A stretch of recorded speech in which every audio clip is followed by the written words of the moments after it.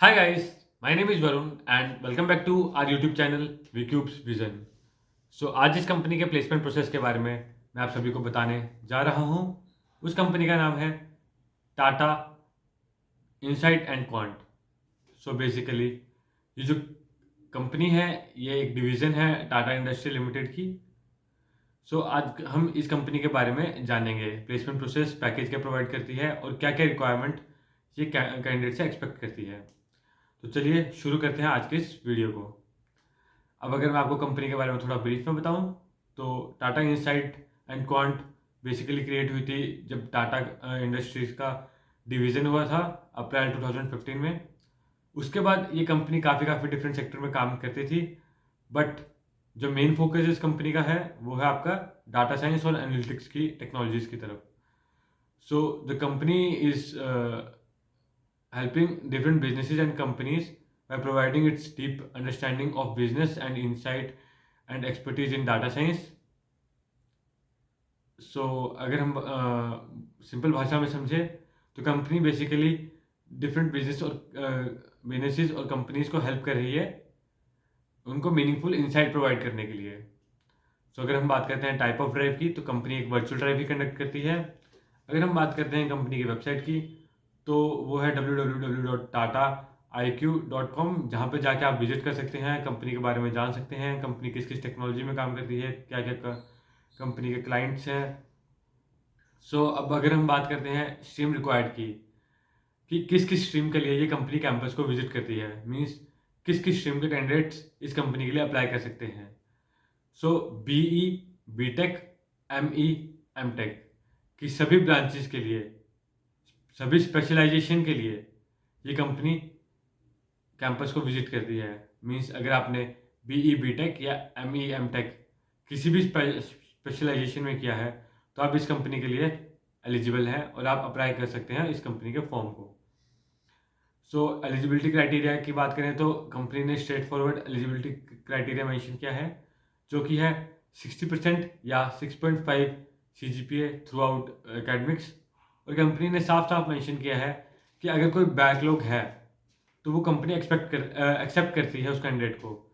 Means maximum companies क्या करती हैं, अगर बैकलॉग है तो आपको एक्सेप्ट नहीं करती हैं, वो राउंड में बैठने नहीं देती हैं। बट ये कंपनी ने मेंशन किया है कि अगर आपको बैकलॉग्स हैं तो आप इस कंपनी के लिए तब भी अप्लाई कर सकते हैं। अब पोजीशन की बात करूं तो पोजीशन कंपनी प्रोवाइड कर रही है एनालिस्ट की। बेसिकली पोजीशन है आपकी एनालिटिक सर्विसेज की।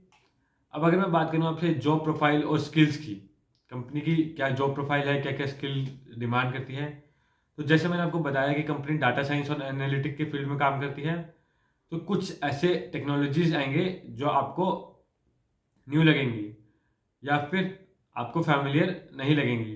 कृपया ध्यान से सुनना।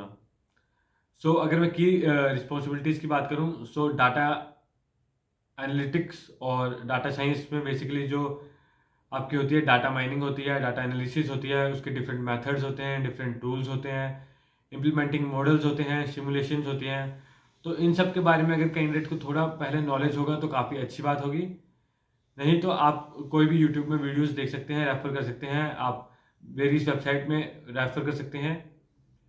अब जो बेसिक आइडिया मैं आपको दे दूं कि कंपनी की रिक्वायरमेंट्स क्या क्या हैं, तो बेसिकली अगर आपको इन टेक्नोलॉजीज़ के बारे में पता होगा तो काफ़ी अच्छा होगा, इन मेथडोलॉजीज़ के बारे में पता होगा तो काफ़ी अच्छा होगा। जैसे कि सिमुलेशन, लीनियर और नॉन लीनियर प्रोग्रामिंग क्या होती है, फिर डिफरेंट प्लेटफॉर्म क्या होते हैं, टाइम सीरीज मॉडलिंग क्या होती है, क्लस्टरिंग क्या होती है, के मीन अप्रोप्रिएट क्या होता है, न्यूरल नेटवर्क्स क्या होते हैं। ये काफ़ी टेक्नोलॉजीज आपकी एकेडमिक्स के दौरान कवर की जाती हैं पर तब हमें समझ नहीं आ रही है, तो आप उनको जाके रेफर कर सकते हैं। और साथ ही साथ कि कोऑर्डिनेट कैसे करना है, फंक्शनल टीम में कोऑर्डिनेट कैसे करना है, एजाइल मेथडोलॉजी के बारे में आपको पता होना चाहिए, कैसे इंसाइट गेन करनी है कोड के थ्रू, कैसे फंक्शन कैसे काम करते हैं, और work with stakeholder to organise the data and work in a fast paced agile development environment. Basically agile model आपको पता होना चाहिए और थोड़ी बहुत टर्मिनोलॉजी पे आपको कमांड होनी चाहिए। अब बात करें कोर स्किल्स की क्या डिमांड है, मीन्स ये पोस्ट और ये कंपनी किस स्किल्स के लिए बेसिकली कैंडिडेट्स में देखती है, तो वो है बेसिकली पैशन होना चाहिए डाटा को इंटरप्रेट करने के लिए, कि डाटा को कैसे इंटरप्रेट कर सकते हैं, एनालिसिस कितना स्ट्रॉन्ग है कैंडिडेट का, मैथमेटिक्स लॉजिक कितने स्ट्रॉन्ग है उसके, और इंडस्ट्री में काम करने के लिए कितना पैशनेट है, मैन्युफैक्चरिंग से लेकर अगर कोई एक कोड या कोई एक प्रोडक्ट बिल्ड हो रहा है तो उसके मैन्युफैक्चरिंग से लेकर उसके फाइनल प्रोडक्ट बनने तक उसको कैसे आइडेंटिफाई करता है कैंडिडेट। और साथ ही साथ अगर आप कुछ नॉलेज सिक्वल, पाइथन और आर में होगा तो काफ़ी अच्छी बात होगी। मीन्स पाइथन और सिक्वल इज़ इनफ अगर आप बिगिनर हैं, बट अगर आपको काफ़ी टाइम हो गया इंडस्ट्री में और आप स्विच करने के लिए देख रहे हैं तो आपको पाइथन, आप आर टेक्नोलॉजी में भी जा सकते हैं, आर लैंग्वेज में भी जा सकते हैं, और सिक्वल तो आपको बेसिक नॉलेज होना ही चाहिए, सिक्वल का नॉलेज तो होना ही चाहिए। साथ ही साथ आप एमएल वगैरह भी देख सकते हैं अगर आपको इंटरेस्ट है तो। और विजुअलाइजिंग जो होती है आपके, मीन्स कोड को देखना, उसको ग्राफ्स करना और फिर उसको डिकोड करना, ये थोड़ा स्ट्रॉन्ग होगा अगर आपका तो काफ़ी बेनिफिशियल साउंड करेगा आपके लिए। सो आपके कम्युनिकेशन स्किल्स अच्छे होने चाहिए साथ ही साथ।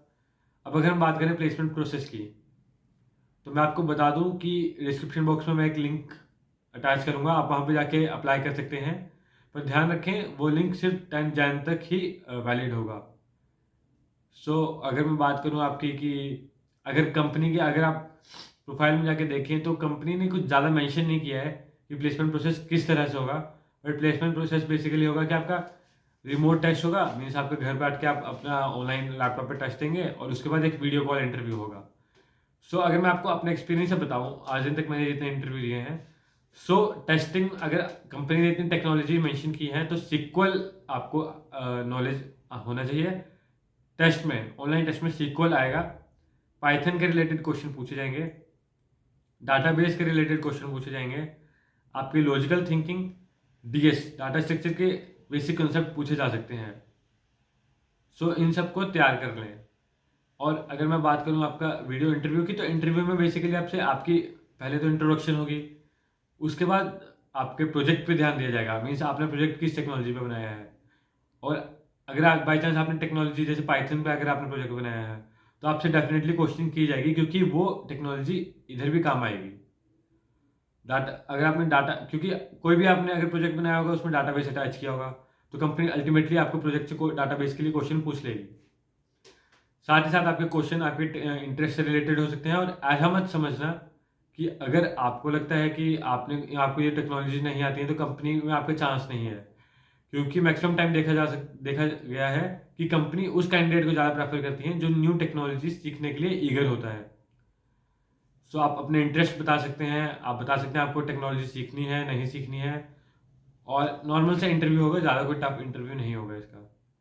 अगर हम पैकेज की बात करें तो पैकेज है आपका 7 लाख पर एनम का, ओनली टैक्स और पीएफ डिडक्शन होगी इसमें से। अगर मैं बॉन्ड की बात करूं तो कोई भी बॉन्ड नहीं है, और जो कि काफ़ी अच्छी बात है। अब अगर हम बात करें लोकेशन की, तो लोकेशन है बैंगलोर। कंपनी ने इनिशियल अपने नोटिफिकेशन में ही मेंशन कर दिया था कि कैंडिडेट जो विलिंग होंगे रियलोकेट होने के लिए सिर्फ वही अप्लाई करें। सो ये काफ़ी अच्छी अपॉर्चुनिटी है जिन लोगों को डाटा साइंस एनालिटिक्स की फील्ड में जाना है। ये फील्ड आने वाले टाइम पे काफ़ी बूम करने वाली है, और ये फील्ड में अभी भी काफ़ी अच्छा स्कोप है। सो मेरे पर्सनल प्रेफरेंस से आप लोगों को अगर इंटरेस्ट है तो आप ज़रूर अप्लाई करें, and hit the like button if you like the video, subscribe to our channel, और अपने दोस्तों के साथ भी शेयर करते रहें ताकि उनको हेल्प मिलती रहे। So thank you guys.